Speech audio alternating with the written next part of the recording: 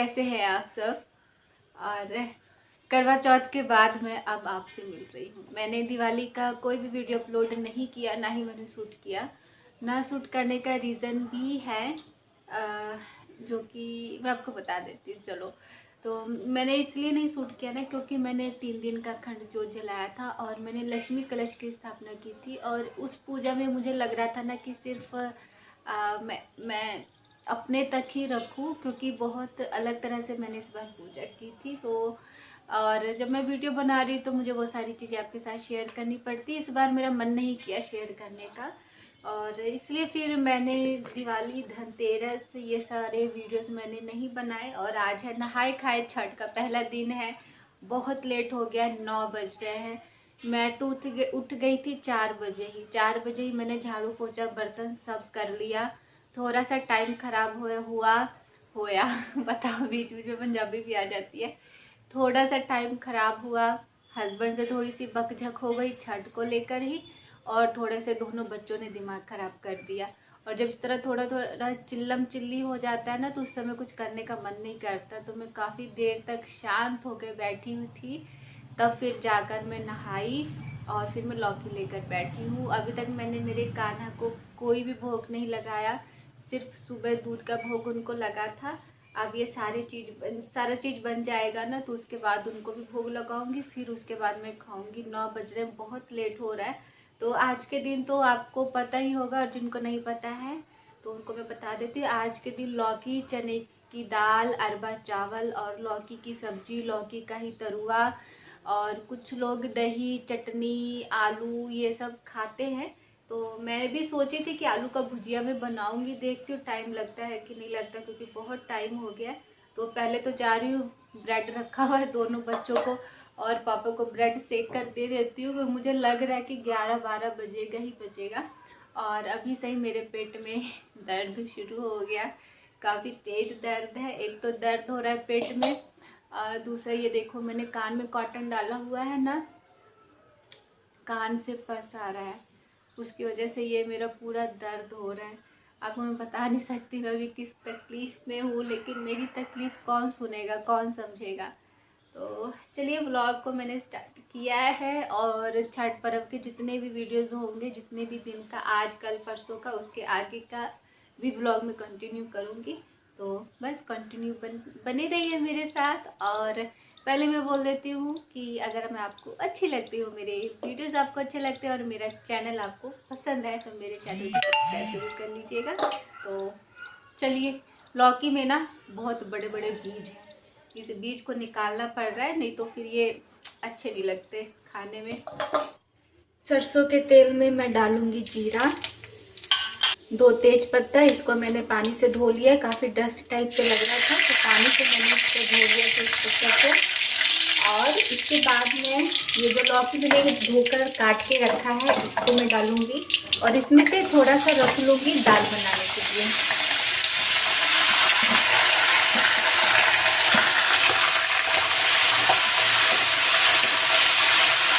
पानी गर्म हो गया है, अब इसमें ये चना दाल मैंने अच्छी तरह से धो लिया है, वो डाल दूंगी। और ये बाकी बचा हुआ लौकी इसी में डाल दूंगी मैं। तो ये सब मसाला मैंने लिया है, साबुत लाल मिर्च, जीरा, काली मिर्च, अदरक और हल्दी, धनिया पाउडर और सब्जी मसाला। इन तीनों को मैं थोड़ा थोड़ा डालकर, इसमें 1-1 चम्मच डालकर ना, फिर इसको मैं सिलबट्टे पे पीस लूँगी। और आज के दिन ना सब अलग अलग ही यूज़ होता है, मतलब नया खरीदा ही जाता है, जो पहले का रखा हुआ होता है ना, वो यूज़ नहीं किया जाता है। तो इस करके छोटा छोटा पैकेट सब मैंने मंगवा लिया था, क्योंकि मसाले पहले के रखे हुए थे, तो मैंने थोड़ा थोड़ा ये सारा चीज़ मंगवा लिया है, छोटा वाला पैकेट। तो चलिए, इन सबको मैं सिलबट्टे पे पीस लेती हूँ।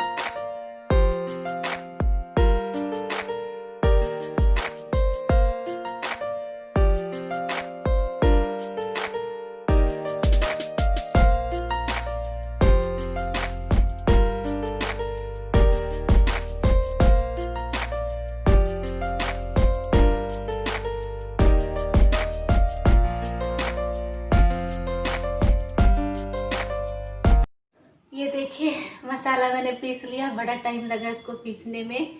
और पता है 2-3 काम ना मुझे अभी तक नहीं आया गांव में रहने के बावजूद। मैं गांव में रहती हूँ, मैं हर बार आपको बोलती हूँ, इसलिए बोलती ताकि आपको पता लगे कि गांव में रहकर भी पढ़ाई करते हुए अपना घर परिवार संभालते हुए आपके साथ भी जुड़ी हुई हूँ।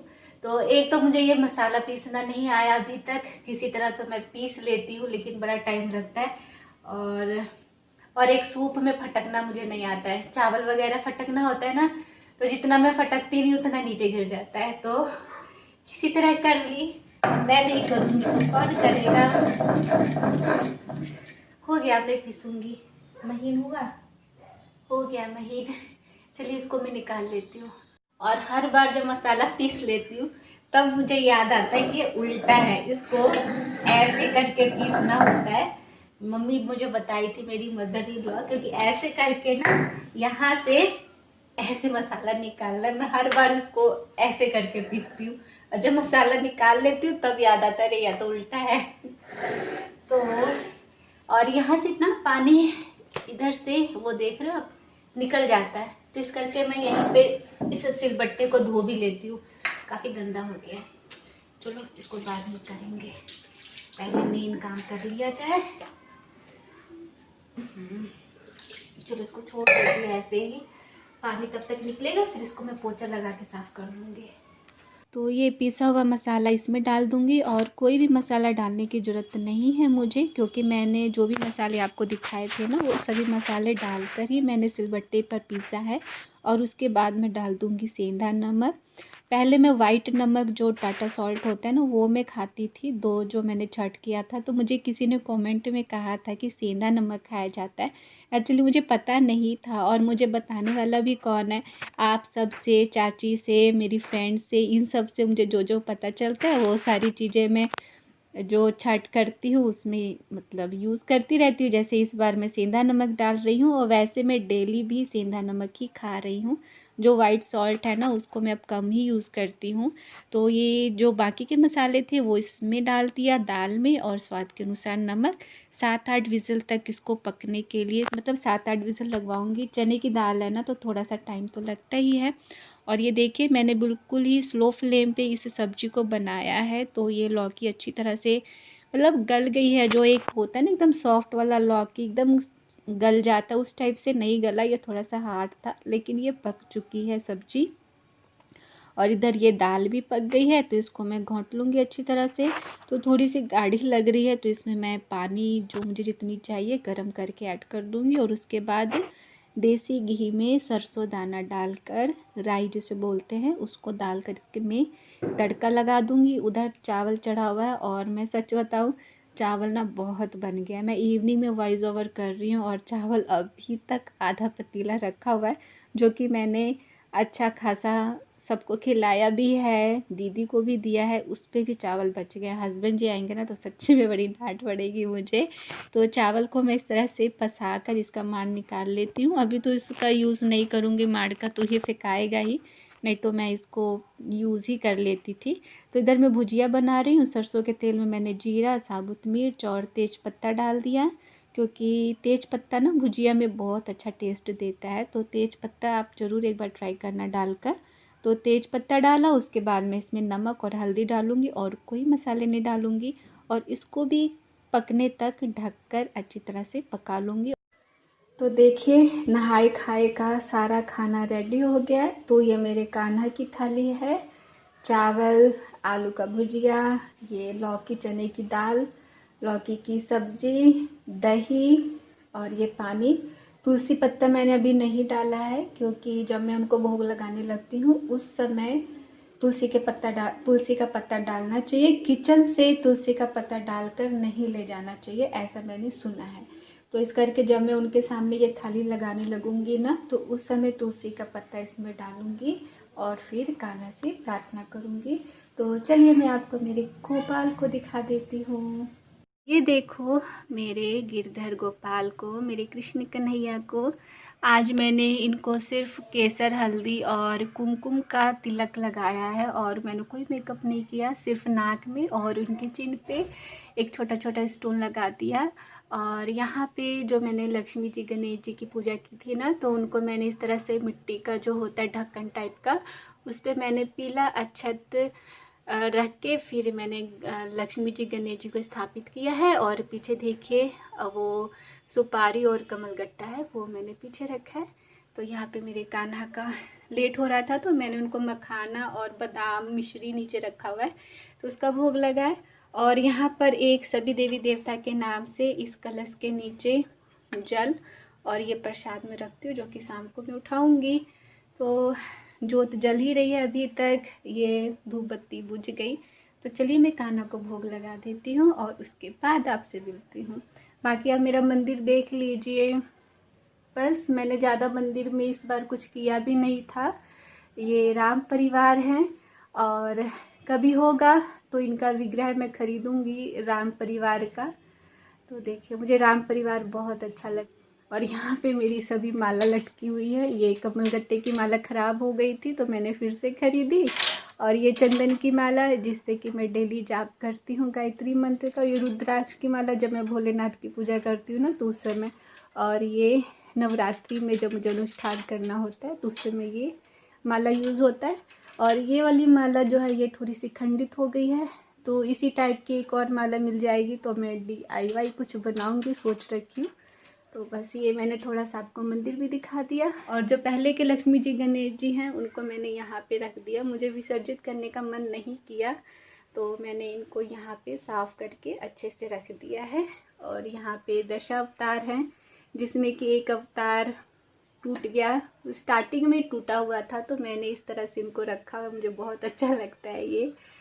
तो चलिए फिर कभी मैं आपको टूर करवाऊंगी अपने रूम का। फ़िलहाल तो कान्हा को भोग लगाती हूँ। Hello guys, good evening. अभी बज रहे हैं शाम के 4। तो अभी जस्ट मैंने दोनों बच्चों को खाना दिया है इस टाइम पे, क्योंकि 12 बजे इन लोगों ने नाश्ता किया था। 12 बज गए थे मुझे सारा कुछ बनाने में, तो 12 बजे खाया। तो फिर बोला मम्मा लेट ही खाऊंगा, तो 4 बजे मैंने इनको थोड़ा थोड़ा दे दिया। अब शाम को 6 बजे दूध दे दूँगी। तो रात को बनाने का कोई झंझट नहीं है, काफ़ी कुछ रखा हुआ है तो कुछ बनाना नहीं पड़ेगा। सिर्फ पापा के लिए रोटी बनाऊँगी। देखिए कितने लंबे हो गए ये आगे के जो बाल मैंने कटे थे। तो बस यही चीज़ है। और पीछे का आप कर्टन देख रहे हो, ये मैंने बनाया है। बनाना तो था मुझे हॉल के लिए, लेकिन मेरे पास टाइम ही नहीं था कि मैं ये सारा चीज़ सिलती, क्योंकि 7वीं नवरात्रि से ही मेरी दाई आना बंद कर दी है। अब कोई दाई काम नहीं करती है। घर का सारा काम, दिवाली की क्लीनिंग, सारा कुछ मैंने ही किया। इस करके भी मैं वीडियो नहीं अपलोड कर पाई, क्योंकि उतना मुझे नहीं मेरे से हो रहा था, तो मैंने फिर वीडियो भी अपलोड नहीं की। और थोड़ा सा मैंने आपको बताया भी कि मैंने 3 दिन का अखंड जो जलाया था, तो उस पूजा को बस मैं अपने तक ही रखना चाहती थी फ़िलहाल। तो इसलिए मैंने वो सारी चीज़ें आपके साथ शेयर नहीं की। और ये बेडशीट भी मैंने ऑनलाइन मंगवाया है, बहुत अच्छा लग रहा है ये बेडशीट।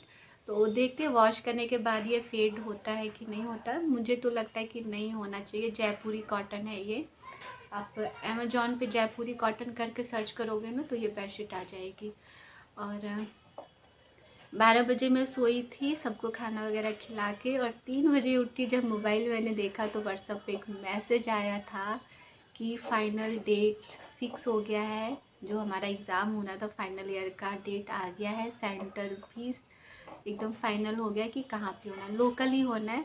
तो लास्ट टाइम मुंगेर में हुआ था ना, तो थोड़ी सी मतलब ईजी थी, क्योंकि होटल में ही रहना, कुछ ना बनाना ना क्लीनिंग करना, सिर्फ एग्ज़ाम देकर आना, एग्ज़ाम देने के बाद ऑर्डर करना, खाना खाना और सो जाना, बस यही काम था। लेकिन अब जब घर से है तो खाना भी बनाना है, खिलाना भी है, काम भी करना है। मेरी कोई दाई भी नहीं काम करने आ रही है, कैसे होगा। मैं कुछ खुद थोड़ी सी ना टेंशन में हो रही हूँ।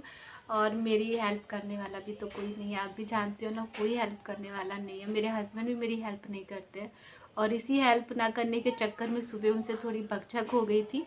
उनको बोली थी लकड़ी मैं जाऊंगी लेने के लिए, आप मतलब नहीं करवाते, कोई काम नहीं करवाते हैं। मैं सच कहती हूँ, तो कुछ भी नहीं करवाते हैं। छठ में तो आपने हर बार मेरा व्लॉग देखा ना, अकेले ही मैं सब कुछ करती हूँ। तो इसी करके थोड़ा सा हो गया। तो लेकिन ये है कि जब मैं 9 बजे बैठी हुई थी ना, काम करके मैं फ्री होके बैठी हुई थी, तो मेरे घर में जो काम करती थी लेडी, वो आई और बोली कि क्या हुआ दुल्हन। मैंने कहा कुछ नहीं, थोड़ा सा मन अपसेट है। तो अचानक वो बोली कि अच्छा मैं जा रही हूँ लकड़ी लेने। तो मैंने उनको कहा कि लकड़ी लेने जा रहे हो, मेरे लिए ला सकते हो? कहते हाँ क्यों नहीं ला सकते, आपको मुझे बोलना था ना, मैं पहले ही कल ही ला देती। एक्चुअली उनका नंबर है मेरे पास। तो मैं नहीं बोली कि, मैंने कहा कि मैं नहीं बोली कि पता नहीं आप लाओगे कि नहीं लाओगे। तो फिर वो बोलने लगी ऐसे कैसे बोल रहे दुल्हन, मैं ला देती, ला दूंगी। तो वही लकड़ी लेकर आई है, आम की लकड़ी पे खाना बनता है ना छठ का। तो आम की लकड़ी आ गया, चूल्हा चाची बना के दे देंगी। तो बस यही कहना चाहती हूँ कि अगर आप कोई चीज़ श्रद्धा और विश्वास और प्रेम से करो ना, तो चीज़ें अपने आप आसान हो जाती है और कोई ना कोई आपकी मदद करने वाला आ जाता है। और मेरे साथ तो हमेशा होता है, मेरी कोई ना कोई मदद करने वाला आ ही जाता है।